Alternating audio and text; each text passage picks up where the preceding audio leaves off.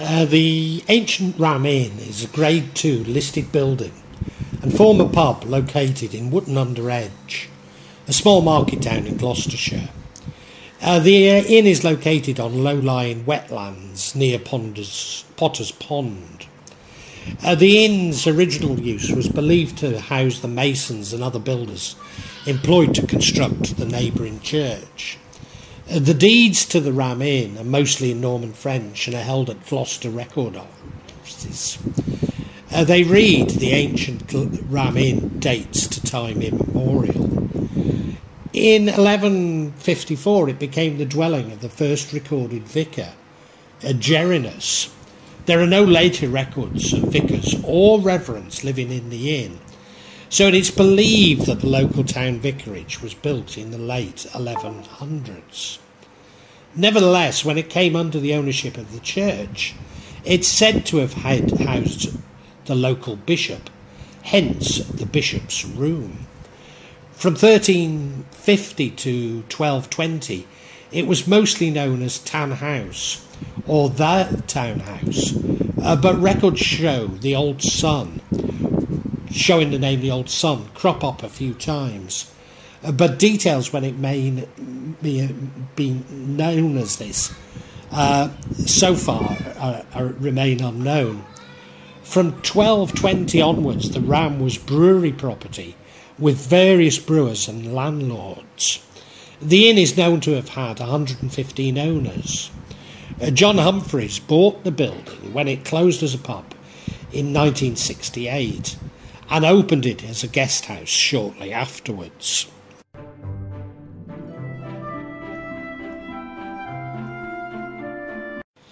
The land sits on the intersection of two ley lines. A ley line is a straight line that one can draw through several places of geological and spiritual importance.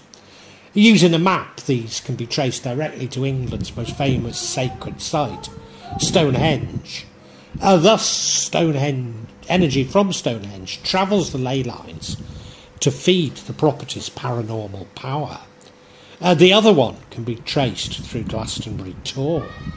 The site is home to a 5,000-year-old pagan burial ground. The building first housed masons, slaves and workers who were constructing St Mary's Church. In the bar area of the inn there are the remains of a tunnel system which is thought to link the inn to the local church. Located directly across the street from the ancient Ram Inn, streams on the inn's grounds have been diverted across the church site. Some believe the directing of the water on the ancient Ram Inn site opened up a portal for dark energy. One of the most well-known legends surrounding this haunted house is that of a witch who was burned at the stake, maybe called Mother Barnes. The burning occurred in the 1500s at the height of the prosecution against those who did not practice government-sanctioned Christianity. And many believe the woman's spirit still haunts one of the ancient Ram Inn's rooms because she took refuge there shortly after she was captured and killed. It's claimed that she performed rituals offering children to the devil. Today the room is called the Witch's Room, but she doesn't harm anyone, even though she doesn't like to be called a witch. Ghost hunters report her saying, "I'm special." A black cat also haunts this room. It might have been a witch's cat, but it might also be a 500-year-old mummified cat, which John found inside a wall. Having a dead cat inside your wall was looked upon as a lucky charm, although paranormal investigators were told that it was a witch's familiar. The ghost of the crippled girl is often seen behind this room's window. She's waving to everyone who sees her. The spirits of the former owners like hanging around in the sitting room. In the men's kitchen reputedly stands the site of the pagan burial ground. The disturbing sound of a baby crying is often heard here. A young woman ran from the kitchen in utter panic when she saw the spirit of a woman come up from the kitchen floor. Later, a woman and her baby were found buried at the same spot. Behind the bar that's adjoining the kitchen, another young woman is buried. She presents herself many times as to John's daughter as Elizabeth, but is also known as the Blue Lady. She told that she was murdered by highwaymen. Highwaymen have been said to frequent the building in the days when it operated as an inn. The space between the roof was used as a hiding space by two highwaymen, one of whom may have been William Crewe. Perhaps one of them murdered this poor woman. William on one occasion received 300 lashes. Another time it was 200. He apparently robbed and killed an old woman and was executed in Gloucester in 1786. A highwayman has been seen riding a horse through the windows of the inn. Also, the spirit of the young girl by the name of Rosie has been seen floating through the hallways. People ascending the steep staircase up the first floor have been thrown up the stairs by invisible hands. Visitors often report inexplicable mists, orbs and lights as inhabiting this room, forming before their very eyes. A photograph taken on the staircase in June 1999 showed a mysterious white mist about the height of a human ascending the stairs. Unexplained whispers and disembodied voices have been captured on audio recordings, uttering eerie messages. Drastic drops in temperature, even in warm weather, have been experienced by those who dare explore the inn. On the first floor is the bishop's room. A medium pushing open this door was once lifted off the ground and flung across the corridor. The atmosphere inside is oppressive and disturbing. Some believe that the bishop who lived in the room abused young boys. A ghostly cavalier has been known to materialise by the dressing table and stride purposely across to the opposite wall. A friendly ghost is that of a small Cavalier King Charles dog. It's often seen in the corner of the room. Two monks have been seen shimmering in one corner. It's said that these monks were responsible for satanic rituals. Witnesses have heard the terrified screams of a man who was reputedly murdered here by having his head thrust into the fire. In fact, I have heard that he was the landlord. A phantom shepherd and his dog have been seen near the door. Also, a spirit of a young woman is seen. She appears from the ceiling, upside down, hanging by her legs, which is quite disturbing. A Roman centurion has appeared on horseback right through the walls of the bishop's room, completely terrifying two working plumbers. Whilst those who spend the night in the room have often attracted the lustful attentions of either an incubus or a succubus. In fact, these demons were the reason why the inn was no longer fit as a bed and breakfast.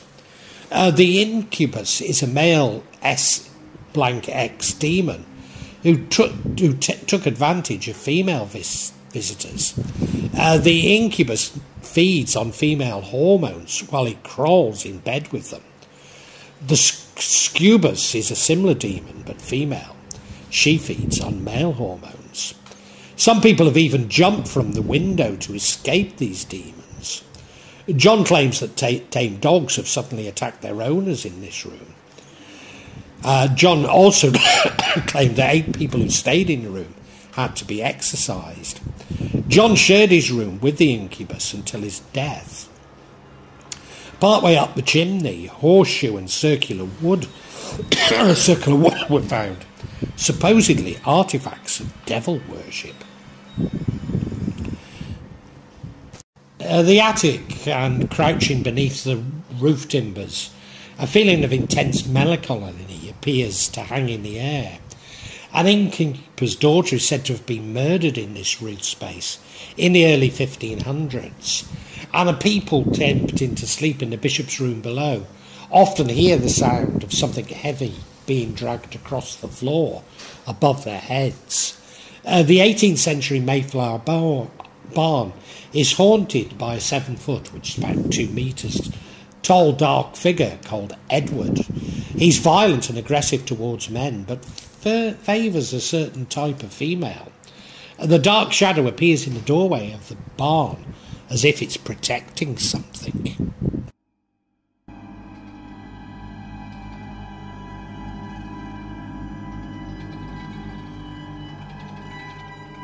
John Humphreys was a local joiner who trained as a Baptist preacher, but never really preached, aside from on the streets in Bath. He bought the house in 1968 for £2,600. He was introduced to the angry ghost on his first night in his new home. After going to sleep, he claims a demonic force grabbed his arm and dragged him out of bed and across the floor, despite claiming not to believe in ghosts. John's bedroom was also terrorised by a poltergeist who kept banging on the window. The bread dragging stopped when John Humphreys placed an enormous wooden crucifix in the bedroom. The banging on the windows never fully ceased because they simply moved on to another room. John loved putting antiques in his ancient inn, so when he found an antique painting of the pastor John Wesley, he was really pleased. But when he tried hanging the painting in the stairwell, all hell broke loose. Doors had been closed for years and swung open and slammed shut, and there was banging on all the windows. His daughter's dog didn't even dare enter the stairwell when the painting was up. It's unnecessary to say that he didn't hang there for very long. Under the stairs, John had found the evidence of ritual sacrifice and devil worship when he discovered the skeletal remains of children. Within the skeletons were found broken daggers, which he believed were used in a deadly ritual and then broken, so they could never be used again. This was reputedly confirmed by the University of Bristol, or was it the museum? Unfortunately, these daggers are no longer available for inspection, although there are photographs of them. John had put his soul into the inn, but after a few years, the place was no longer suitable as a normal bed and breakfast. The once Bishop of Gloucester, the Right Reverend John Yates, is said to have tried and failed to exorcise the ancient ram, and was quoted in the Western Daily Press as saying, "It is the most evil place I've ever had the misfortune to visit."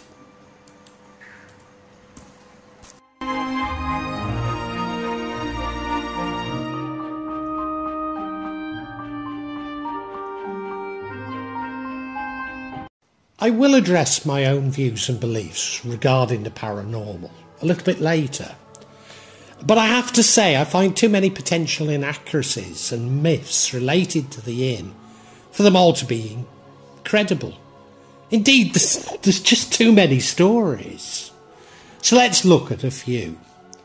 Ley lines were popularised by Alfred Watkins from Hereford in 1922. Like so many Victorian and early 20th century fantasies, they've been developed by the New Age, but the whole concept is largely discredited.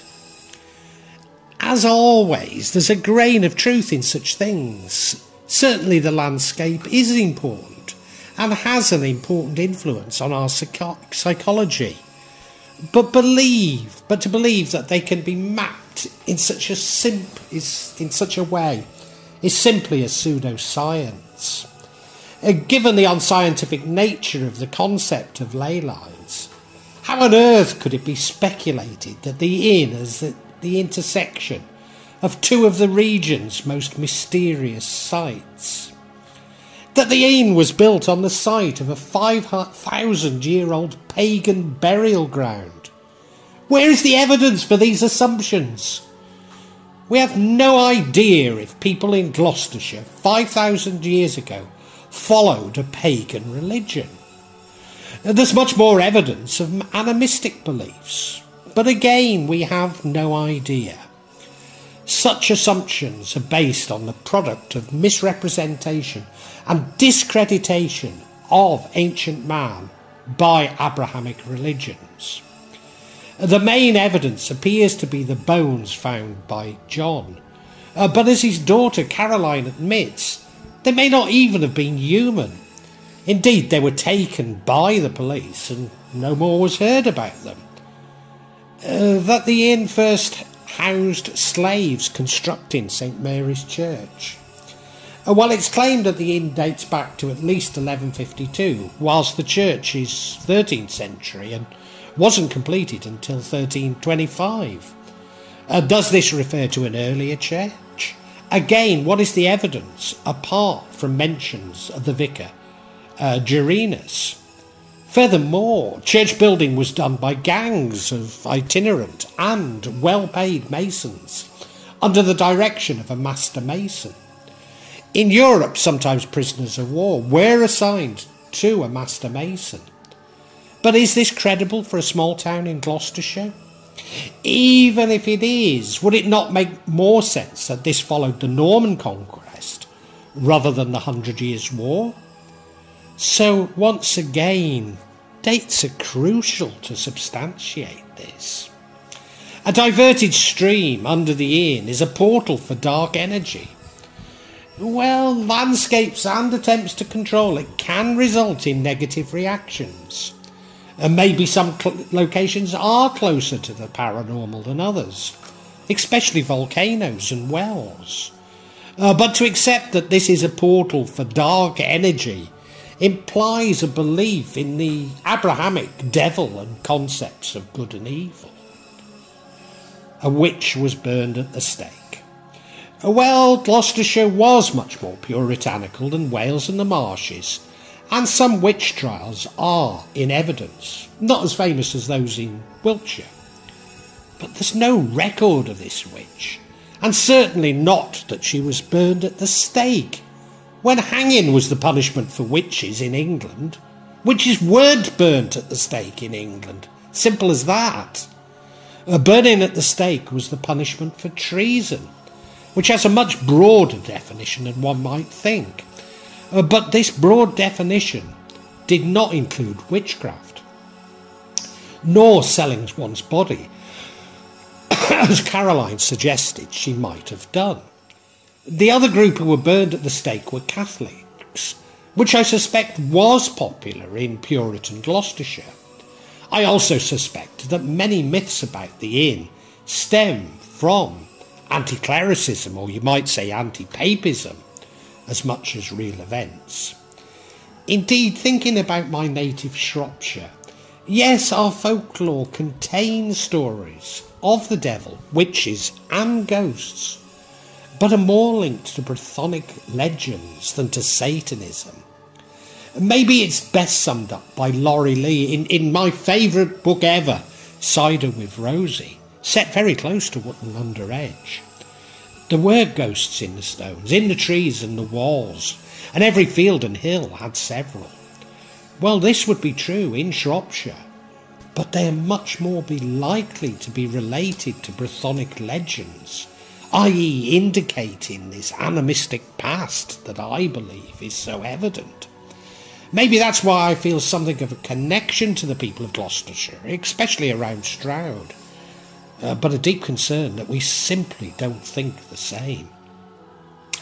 Mummified black cats are commonly found in walls of old buildings and should be interpreted more like a charm than evidence of ritual magic. Highwaymen did indeed hide out in pubs and sometimes murdered victims at coaching inns. Was the ancient Ram a coaching inn? Certainly the nearby Swan was.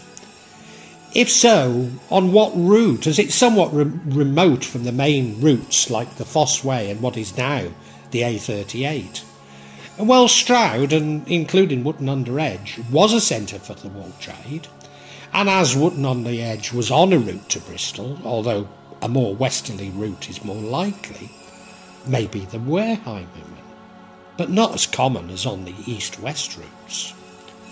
Orbs and mists, known as backscatter, are commonly seen on photos in low light. If you look at my channel, there are many, especially when I walk to the market in the early morning. Most likely mine are dewdrops, or possibly pollen. Those at the inn are most likely to be dust, which the inn still has in abundance. Indeed, John would knock a stick before entering the bishop's room, which would disturb the dust. The cavalier.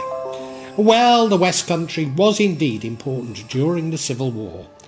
Devon and Cornwall, Wales and the Southern Marches were staunchly royalist, while the West Country was parliamentarian, including Wotton-under-Edge. After Prince Rupert's capture of Bristol, Wotton-under-Edge may have had some royalist troops, but I doubt if they were important enough for many cavaliers. As the King's Power Base moved to Oxford, troops moved to Bristol and for the siege of Gloucester from the east, rather than along north-south routes. Thus the presence of any cavaliers would not have been by accident. There were raids by the Gloucester parliamentary garrison into the area, but no evidence of large-scale military skirmishes such as in reasonably nearby Ledbury. The inn was used for satanic rituals. Well, the evidence for this is highly convoluted. The main evidence being the presence of broken daggers in skeletons. It is implied that these are pagan rituals and thus very old. There's very little to suggest that a deity was ever venerated before the Abrahamic religions, which could be anything like the devil, whom is of course a creation of the Abrahamic religions. As for child sacrifice, the evidence is very sketchy and probably just a myth created by the Abrahamic religions. As I say, there's very little evidence of actual devil worship, even today, including the inappropriately named Church of Satan. Rather surprisingly, medieval monks may have practiced magic, and some may have had some allegiance to the devil. Furthermore, there was Kingswood Abbey nearby to Wotton-under-Edge. But I find it more likely that myths about devil worship to be perpetuated by the abbey to subjugate the local peasantry than a reality.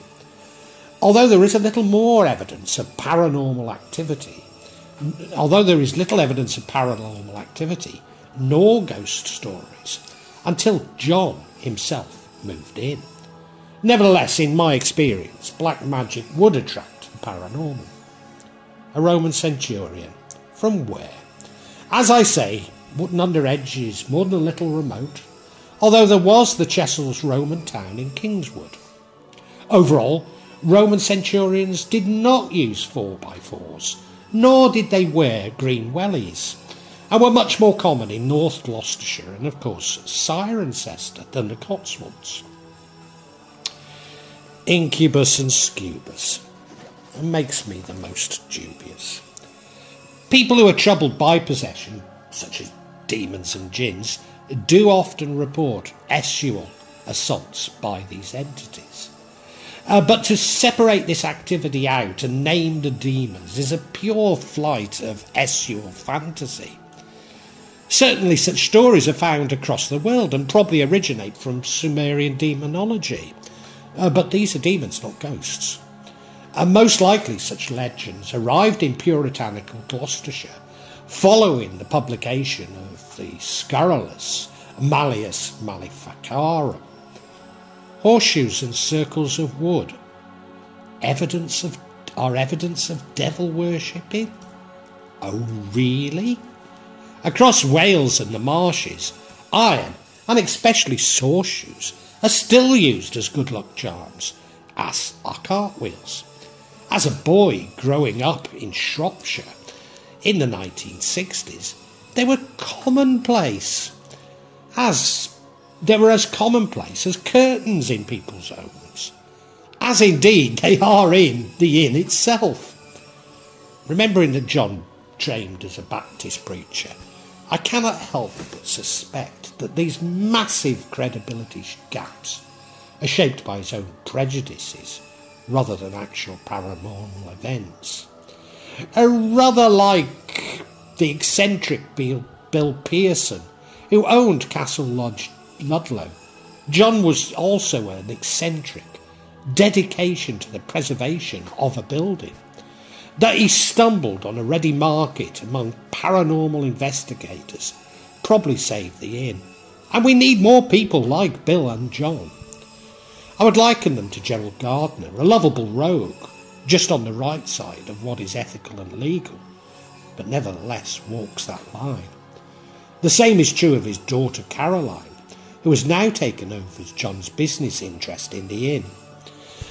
I am a little more scathing of the paranormal investigators, who seem to have swallowed John's evangelical myths without question, and then used a variety of machines which go ping in the corner to prove and expand on John's prejudices.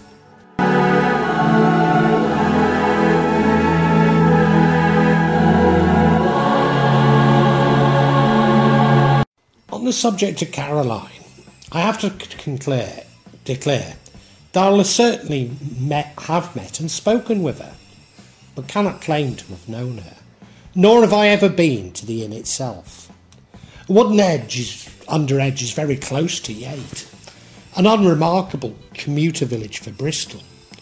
John Kojak Harvey, also from Shrewsbury, although I suspect originally from Worcester, began soul all-nighters at Yate, as he did nights and all-nighters across many venues in the south of England. John, like his namesake, John Humphreys, had spent his early years in the RAF. I think I attended one of John's all-nighters at Yate, but I certainly was a regular when the Southern Soul Club took over, as was Caroline. Thus I do know people who know Caroline very well. In fact, Caroline still arranges Northern Soul all-nighters at the inn. At least one person I know was so frightened of the venue that she left early. I cannot resist a quote from Laurie Lee here. She was, after all, a country girl, disordered, hysterical, loving. She was muddled and mischievous as a chimney jack door.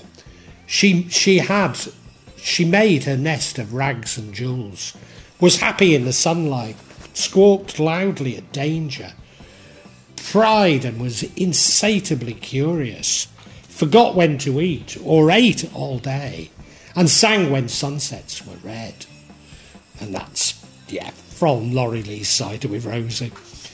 The last thing I want to do is harm Caroline's business, but make no mistake, this is a business. TripAdvisor reviews are polarised, with most saying that it's a wonderful experience, but a few being highly scathing and sceptical. I'm certain that if you enjoy going to Halloween spectaculars at farms, you will love to visit the inn. But is it haunted? I've no idea. But it certainly isn't the most haunted building in Britain. There are plenty of sensational vlogs and indeed international TV shows on this platform about the inn, if that's what entertains you. But make no mistake, they are entertainment, not fact. Now, if you enjoy black country folks saying, if you're there, make yourself known. Did you feel that? I'm scared. Yeah, there's plenty of vlogs like that to entertain you. For me, the danger lies not in researching myths about paganism, sacrifice and devil worship. They're all designed to spread fear and indeed hatred, and still form the backbone of many conspiracy theories today.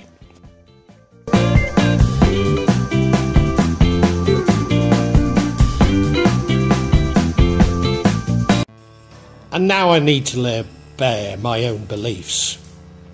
I'm no sceptic regarding the paranormal, nor indeed ghosts. I regularly see and speak with ghosts, and generally find them to be very friendly. Nothing like those of John's imagination, nor indeed the many vlogs on this channel, on this platform. In my experience, ghosts are most common in older cities, where many people have died, rather than remote country towns. Also, in my experience, they are far more numerous than the living. We can engage with them quite readily, if only we remove our prejudices. But are they real? Is anything real? I firmly believe our reality to follow our consciousness and not the obverse. Thus I see and speak with ghosts because I somewhat believe in them. Those who don't do so, because their minds are closed to such experience. Are they residual energies from the departed? Maybe. But if time is a human construct, what is death and therefore a ghost? Much more likely we are simply interpreting energies that are yet to be identified, if indeed ever, by science, and constructing a narrative around them. Labelling those who believe in ghosts as mad is indicative of the narrow-mindedness of the sceptics and why they themselves will never see ghosts. I've a lot of time for people like Rupert Sheldrake, who construct scientific experiments to prove aspects of the paranormal. But like Rupert recognises the philosophical problems of applying the scientific method to the paranormal. That I have seen and spoken with ghosts does not make them real, nor unreal. I've no desire to convert you to my beliefs, nor should you to me. I'm sure that some visiting the ancient Ram Inn have seen what they believe to be ghosts. Certainly such experiences will have been encouraged by John's furtive imagination and eclectic sense of interior design. But does this point to an interesting phenomenon? And that is, when people believe in something, be it gods, demons or ghosts, they seem to take on an energy of its own. Could this be an explanation for the inn's reputation? Perhaps this is most guided when well-meaning amateur paranormal investigators take machinery out of the laboratory to prove the existence of ghosts. Taking them out of the laboratory means that they no longer follow in the scientific method. Of course, they'll identify changes in temperature, strange voices and orbs. But just as the double slit experiment appears to show that the observer appears to influence the behaviour of particles. Such evidence clearly casts doubt on materialist science. But is it evidence of malicious spirits that have passed on? It did not take me long to demolish so many of the myths about the ancient ram. True, I probably do know what I'm talking about and spend most of my life as a professional researcher. But surely a night spent in a library or on the internet is more productive than sitting all night at the inn with a machine that goes ping. I myself often use my intuition to reach conclusions, following my heart rather than my head, but I always check out my hunches with more left brain activities. So what are we left with? An eccentric old man who believed in biblical myths? A distinct financial incentive to perpetuate these myths, and masses of unresearched claims that probably take us further away from knowing if the ancient Ram Inn is haunted than providing evidence that it actually is.